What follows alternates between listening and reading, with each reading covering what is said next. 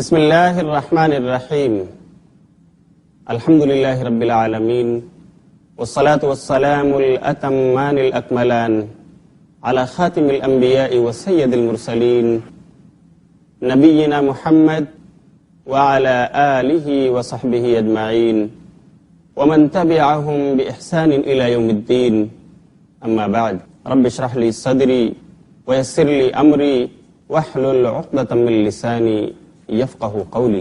معزز ناظرین کرام، اپنا حساب کر لو۔ اس سیریز میں آج آپ سب کا استقبال ہے۔ السلام علیکم ورحمۃ اللہ وبرکاتہ۔ اس پروگرام کے ذریعے ہم آپ کو ان گناہوں کی بابت معلومات دے رہے ہیں جو اللہ اور اس کے رسول کی نظر میں گناہ کبیرہ ہیں، یعنی جو اگر کسی انسان سے سرزد ہو جائیں تو یہ گناہ اس وقت تک معاف نہیں کیے جا سکتے جب تک انسان شرمندہ ہو کر اللہ سے گڑ گڑا کر سچی توبہ نہ کر لے۔ آج کی اس نشست میں ہم اسی سلسلے کی ایک نئی کڑی لے کر حاضر ہوئے ہیں، اور وہ ہے چوری کرنا۔ یہ بھی گناہ کبیرہ ہے۔ ناظرین کرام، چوری ہمارے سماج میں پنپ رہی ہے اور ایک سماجی بیماری بن چکی ہے۔ ایک زمانہ تھا کہ دور جاہلیت میں لوگ قافلوں پر حملہ آور ہو کر کے آبادیات میں جا کر افراد کے گھروں پر حملہ آور ہو کر اور وہاں چوری اور ڈکیتی کیا کرتے تھے۔ یہ چیز آج ہمارے ملک ہندوستان بلکہ ایشیا کے کثیر ممالک میں اس کی شرح بڑھتی ہوئی نظر آ رہی ہے۔ اللہ رب العالمین نے اس پر پابندی لگاتے ہوئے قرآن میں اس کو گناہ کبیرہ کے ساتھ ذکر فرمایا ہے۔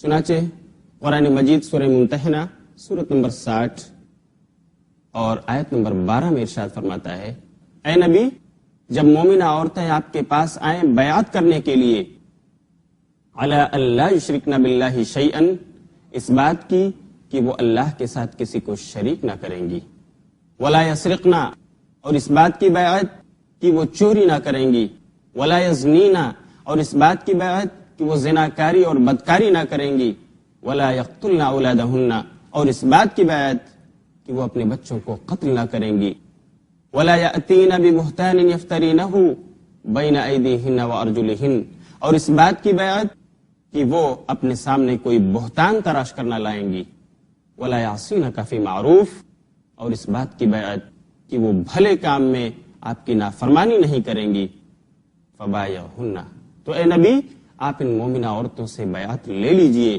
واستغفر لہن اللہ، اور اللہ سے ان کے لیے بخشش کی دعا بھی کیجئے، ان کے لیے استغفار کیجئے۔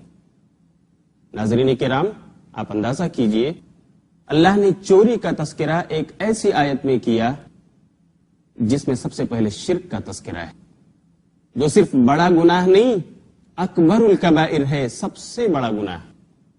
اسی طرح اللہ نے چوری کا تذکرہ زنا کے ساتھ کیا، جو گناہ کبیرہ ہے، جس کی بابت میں آپ کو پچھلے ایپیسوڈ میں بتا چکا ہوں۔ اسی طرح اللہ نے چوری کا تذکرہ قتل کے ساتھ کیا ہے، یہ بھی گناہ کبیرہ ہے۔ چوری کا تذکرہ اللہ نے بہتان تراشی کے ساتھ کیا ہے، جو گناہ کبیرہ ہے۔ چوری کا تذکرہ اللہ نے اس آیت میں عصیان، اللہ اور اس کے رسول کی نافرمانی کے ساتھ کیا ہے، جو گناہ کبیرہ ہے۔ یہی وجہ ہے کہ اللہ رب العالمین نے چوری کرنے والے کے لیے اس دنیا میں بھی حد نافذ کرنے کی وعید سنائی۔ چنانچہ اللہ سورہ مائدہ سورہ نمبر 5 اور آیت نمبر 38 میں ارشاد فرماتا ہے کہ جو لوگ چوری کریں ان کے ہاتھ کاٹ دو۔ والسارق والسارقۃ فاقطعوا ایدیہما جزاء بما کسبا، چوری کرنے والا مرد، چوری کرنے والی عورت، ان میں سے ہر ایک کے ہاتھ کاٹ دو، جزاء بما کسبا، ان کے کرتوت کے بدلے جو کچھ انہوں نے کیا ہے، یعنی جو چوری انہوں نے کی ہے۔ دنیا ہی میں چوروں کے لیے اللہ نے حد نافذ کی۔ آپ اندازہ کر سکتے ہیں کہ چوری کس قدر عظیم گناہ ہے۔ لیکن یہاں پر ایک سوال پیدا ہوتا ہے کہ چور کتنی چوری کر لے تو اس کا ہاتھ کاٹا جائے گا، کتنی قیمت کی چوری کر لے تب اس کے ہاتھ کو کاٹا جائے گا؟ کیا وہ انڈا چوری کر لے تو اس کا ہاتھ کاٹ دیا جائے؟ وہ بیل چوری کر لے تو اس کا ہاتھ کاٹ دیا جائے، وہ چپل اور شوز چوری کر لے تو اس کے ہاتھ کاٹ دیے جائیں، کتنی چوری وہ کرے تو اس کا ہاتھ کاٹا جائے گا؟ یہ ایک سوال ہے جو آپ ناظرین کے ذہن میں بھی آ رہا ہوگا۔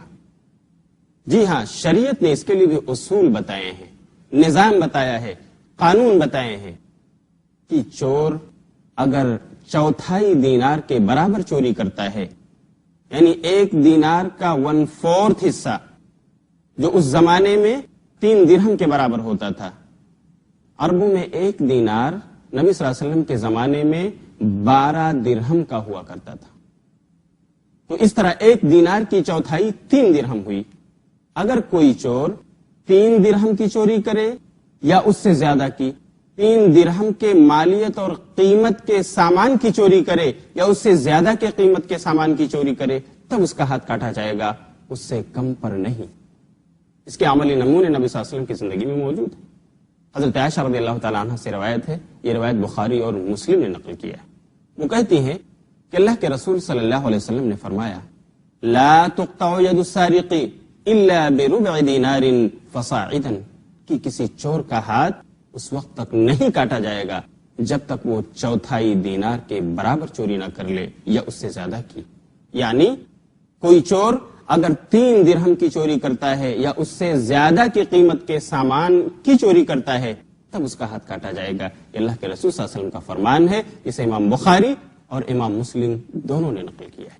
اس کی تائید حضرت عبداللہ بن عمر رضی اللہ تعالیٰ عنہ کے اس بیان سے بھی ہوتی ہے، جسے امام بخاری اور مسلم دونوں نے نقل کیا ہے۔ وہ کہتے ہیں کہ اللہ کے رسول صلی اللہ علیہ وسلم کے پاس ایک چور لایا گیا جس نے ایک ڈھال کی چوری کی تھی، اور اس زمانے میں اس ڈھال کی قیمت 3 درہم پہنچتی تھی، یعنی دینار کا 1/4 اس کی قیمت، 1/4 دینار کے برابر کے قیمت کی وہ ڈھال تھی۔ اسی لیے اللہ کے رسول صلی اللہ علیہ وسلم نے اس کے ہاتھ کو کاٹنے کا فیصلہ کیا، چنانچہ اس چور کا ہاتھ کاٹ دیا گیا، صرف ایک ڈھال کی چوری۔ کیوں؟ اس لیے کہ 3 درہم کے برابر اس کی قیمت۔ اسی طرح کا ایک واقعہ علامہ البانی رحمۃ اللہ علیہ نے اپنی کتاب ارواء الغلیل، اپنی کتاب ارواء الغلیل جلد نمبر 8 اور صفحہ نمبر 61 پر نقل کیا ہے۔ یہ واقعہ ابو بکر بن محمد بن حزم رحمۃ اللہ علیہ، جو مکہ کے گورنر تھے، خود وہ بیان کرتے ہیں کہ میرے پاس ایک چور لایا گیا اور اس کی خبر میری خالہ عمرہ بنت عبد الرحمن کو ہوئی۔ میں مکے کا گورنر تھا، لیکن میری خالہ نے مجھے خبر بھیجوائی کہ دیکھو بیٹے، اس چور کے بارے میں فیصلہ کرنے سے پہلے تم میرا انتظار کر لینا یہاں تک کہ میں پہنچ جاؤں۔ ابو بکر بن محمد بن حزم کہتے ہیں، میں نے اپنی خالہ کا انتظار کیا۔ میری خالہ جب پہنچ گئی تو انہوں نے کہا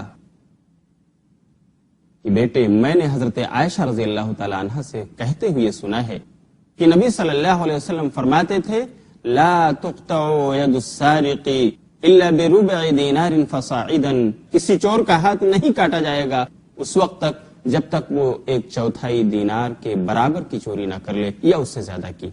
ذرا دیکھو کہ چور نے جو چوری کی ہے وہ سامان کتنی قیمت کا ہے۔ ابو بکر ابن حزم کہتے ہیں کہ جب اس سامان کا جائزہ لیا گیا تو اس کی قیمت 3 درہم سے کم پہنچتی تھی، یعنی 1/4 دینار سے کم پہنچتی تھی، 1/4 دینار سے کم تھی۔ ابو بکر ابن حزم کہتے ہیں، میں نے اس چور کا ہاتھ نہیں کاٹا، اسے سمجھا کر چھوڑ دیا۔ اس سے پتہ چلتا ہے کہ اگر کوئی چور انڈے چورا لے، آپ کا کوئی ایسا بیل چورا لے جو سستا ہے، آپ کے شوز اور آپ کے جوتے اور چپل چورا لے جو کم قیمت کے سامان ہیں، جو 3 درہم کی قیمت کے برابر نہیں پہنچتے ہیں، تو ایسے چور کا ہاتھ نہیں کاٹا جائے گا۔ اسے تعزیراً کوئی سزا دی جا سکتی ہے، اسے سمجھایا جا سکتا ہے، لیکن قطع ید کی سزا اس پر نافذ نہیں ہوگی۔ یہاں پر ایک سوال یہ بھی اٹھتا ہے، اگر کوئی چور معافی مانگے تو اسے معاف کیا جا سکتا ہے۔ آپ کے گھر اس نے چوری کی اور آپ سے وہ معافی مانگ رہا ہے، آپ بالکل با اختیار ہیں، اسے معاف کر سکتے ہیں اس وقت تک جب تک آپ نے اس کی یہ شکایت قاضی وقت تک نہیں پہنچائی۔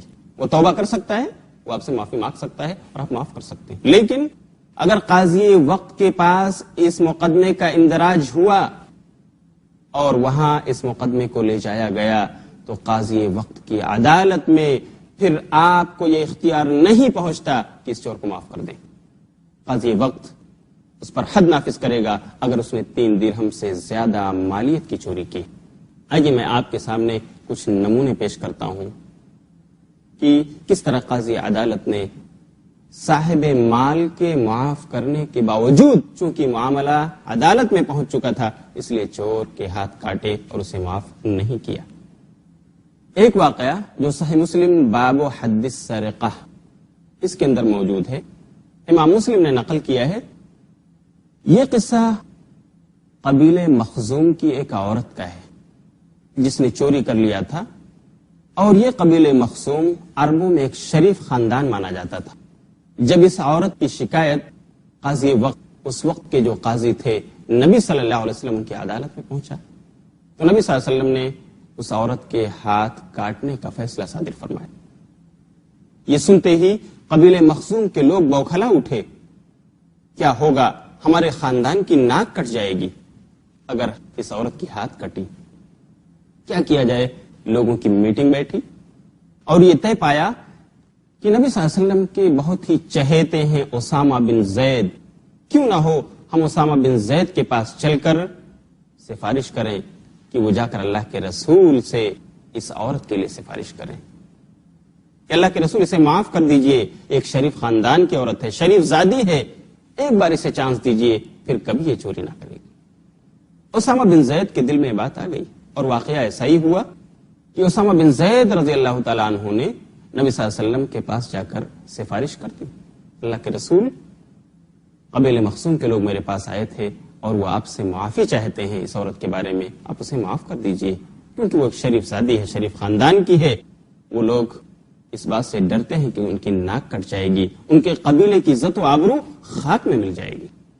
اللہ کے رسول صلی اللہ علیہ وسلم کا چہرہ سرخ ہو گیا، غضبناک ہو گئے آپ، اور آپ نے فرمایا اتشفع فی حد من حدود اللہ یا اسامہ، اے اسامہ کیا تم اللہ کے حدود میں سفارش کرنے آئے ہو کہ اسے نافذ نہ کیا جائے؟ اللہ سے ڈرو. اسامہ ڈر گئے، کہا اللہ کے رسول میں معافی چاہتا ہوں، اللہ کے رسول میرے لیے اللہ سے استغفار کیجیے، اللہ مجھے معاف کر دے، میں آپ سے معافی چاہتا ہوں. چنانچہ اللہ کے رسول صلی اللہ علیہ وسلم نے لوگوں کو جمع کیا اور ایک خطبہ دیا. کہا لوگو انما اہلک الذین من قبلکم انہم کانوا اذا سرق فیہم الشریف ترکوہ واذا سرق فیہم الضعیف اقاموا علیہ الحد. لوگو سن لو، پہلے کے بہت سارے لوگ اس وجہ سے بھی ہلاک کر دیے گئے کہ جب ان میں کوئی شریف زادہ چوری کرتا، کوئی شریف خاندان کا چوری کرتا، صاحب ثروت خاندان کا کوئی شخص چوری کرتا تو اس کو لوگ چھوڑ دیتے، سزا نہیں دیتے. لیکن اگر انہی میں کوئی ضعیف اور کمزور آدمی چوری کرتا تو اس کے ہاتھ کو کاٹ دیتے تھے. وَإِنِّي وَالَّذِي نَفْسِي بِيَدِهِ لَوْ أَنَّ فَاطِمَةَ بِنْتَ مُحَمَّدٍ سَرَقَتْ لَقَطَعْتُ يَدَهَا، اور بے شک میں محمد صلی اللہ علیہ وسلم، بے شک میں قسم کھاتا ہوں اس ذات کی جس کے ہاتھ میں میری جان ہے، اگر آج فاطمہ بنت محمد نے بھی چوری کی ہوتی تو ہم آج اس کا بھی ہاتھ کاٹ دیتے، اسے بھی معاف نہ کرتے. حضرت عائشہ کہتی ہیں کہ اس عورت کو طلب کیا گیا اور اللہ کے رسول کے حکم پر اس مخزومی عورت کے ہاتھ کو کاٹ دیا گیا. پھر اس عورت نے اپنی اصلاح کر لی. عائشہ کہتی ہیں کہ اس نے شادی بھی کی اور اپنے شوہر کے ساتھ ازدواجی زندگی بسر کرنے لگی اور ایک اچھی عورت بن گئی. وہ کبھی کبھی میرے پاس آتی تھی اور میں اس کی ضروریات کو اللہ کے رسول کے پاس رکھتی تھی، اس کے مسائل کو رکھتی تھی، اللہ کے رسول سے سولوشن بتاتے اور اس کے معاملات کو حل کرتے تھے. تو میرے دوستو، اگر کوئی معاملہ قاضی کی عدالت تک پہنچ جاتا ہے تو وہاں ہم میں سے کسی کو معاف کرنے کا حق نہیں ہے کہ اب چور کو معاف کر دیا جائے. قاضی بالکل معاف نہیں کر سکتا، اسے یہ اختیار ہی نہیں، وہ نافذ کر کے رہے. ایک دوسرا واقعہ صفوان بن امیہ رضی اللہ تعالیٰ عنہ کا ہے جو صاحب مشکات نے باب قطع السرقہ میں نقل کیا ہے. علامہ البانی نے جنہوں نے مشکات پر تعلیق لکھی ہے انہوں نے اس حدیث کو صحیح قرار دیا. واقعہ یہ ہے کہ صفوان بن امیہ رضی اللہ تعالیٰ عنہ ایک بار مدینہ آئے اور ایک جگہ جا کر اپنی چادر کو تکیہ بنا کر سو گئے.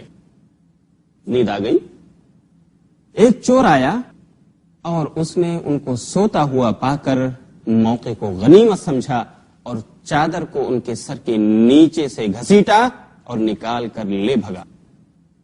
اتنے میں صفوان بن امیہ رضی اللہ تعالیٰ عنہ کی نیند کھل گئی۔ انہوں نے اس چور کا پیچھا کیا یہاں تک کہ اسے پکڑ لیا اور لے کر اللہ کے رسول صلی اللہ علیہ وسلم کے پاس پہنچ گئے۔ کہا اللہ کے رسول، میں سویا ہوا تھا، چادر کو میں نے اپنا تکیہ بنا رکھا تھا، یہ انسان آیا اور اس نے چوری کی، میرے چادر کو لے بھاگا، میری چادر اس نے چوری کر لی، میں نے اس کو پکڑا آپ کے پاس لے کر آیا ہوں۔ اللہ کے رسول نے دیکھا تو چادر قیمتی تھی، 3 درہم سے زیادہ کی قیمت تھی اس کی۔ آپ نے کہا اس کا ہاتھ کاٹا جائے گا۔ صفوان بن امیہ چونک پڑے، اللہ کے رسول میں اس آدمی کو آپ کے پاس اس لیے نہیں لے کر آیا ہوں کہ آپ اس کا ہاتھ کٹوا دیجئے، بلکہ میں تو اس لیے لایا ہوں کہ آپ اسے سمجھا دیجئے، نصیحت کر دیجئے، ممکن ہے اس کو نصیحت سمجھ میں آ جائے۔ نبی صلی اللہ علیہ وسلم مسکرائے اور کہا صفوان، اگر تمہیں یہی کرنا تھا، معاف کرنا تھا، تو یہاں لے کر کیوں آئے ہو؟ صفوان کہتے ہیں میں نے یہاں تک کہا اے اللہ کے رسول میں اپنی یہ چادر اس آدمی کو تحفے میں دے رہا ہوں، میں اس کو صدقے میں دے رہا ہوں، یہ چادر آپ اسے چھوڑ دیجئے، اس کا ہاتھ مت کاٹیے۔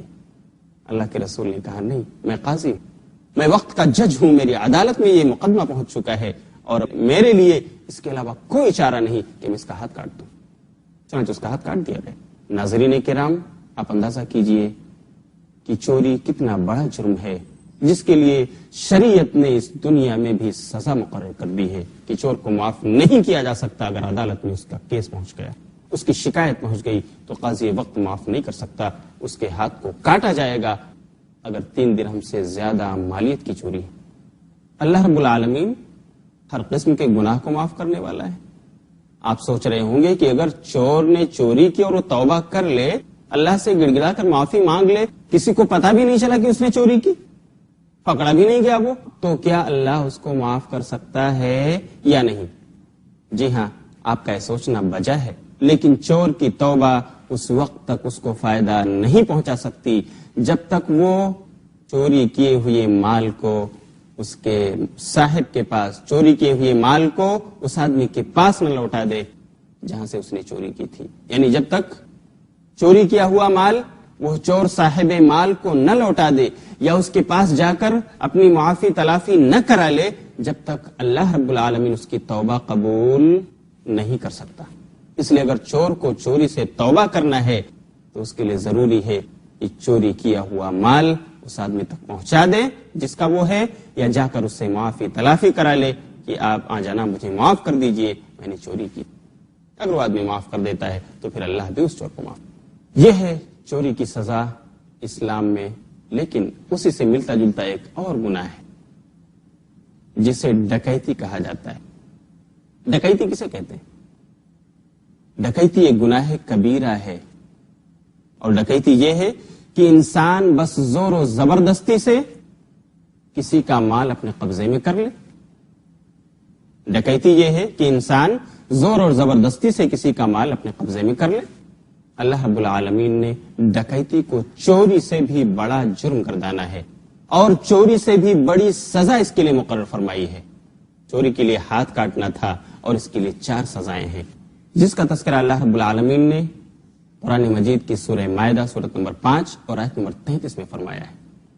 ایک لمبی آیت ہے، اللہ فرماتا ہے کہ وہ لوگ جو اللہ اور اس کے رسول سے جھگڑتے ہیں، وَيَسْعَوْنَ فِي الْأَرْضِ فَسَادًا، اور زمین میں فساد مچاتے ہیں، ان کا بدلہ یہ ہے، ان کی سزا یہ ہے ان یقتلوا، کہ انہیں قتل کر دیا جائے، او یصلبوا، یا انہیں سولی پر لٹکا دیا جائے، او تقطع ایدیہم وارجلہم من خلاف، یا ان کے ہاتھ اور پاؤں مخالف سمت سے کاٹ دیے جائیں، او ینفوا من الارض، یا پھر ان کو ملک بدر کر دیا جائے، شہر بدر کر دیا جائے، ان کو جلا وطن کر دیا جائے۔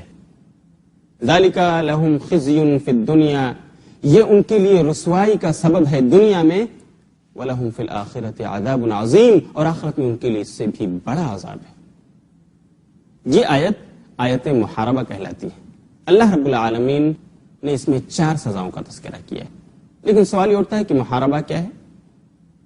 محاربہ کہتے ہیں کہ کوئی مسلح گروپ، کوئی منظم گروپ ہتھیار بند ہو کر کسی راہ چلتے قافلے پر حملہ آور ہو جائے، یا آبادیوں میں جا کر کے افراد کے گھروں پر حملہ آور ہو جائے، لوٹ مار مچائے، ان کے مال و جائیداد پر ناحق قبضہ کرے، ان کو اغوا کر لے یا ان کی آبرو ریزی کرے، یہ ساری چیزیں محاربہ ہیں اور ڈاکو لوگ یہی سب کرتے ہیں۔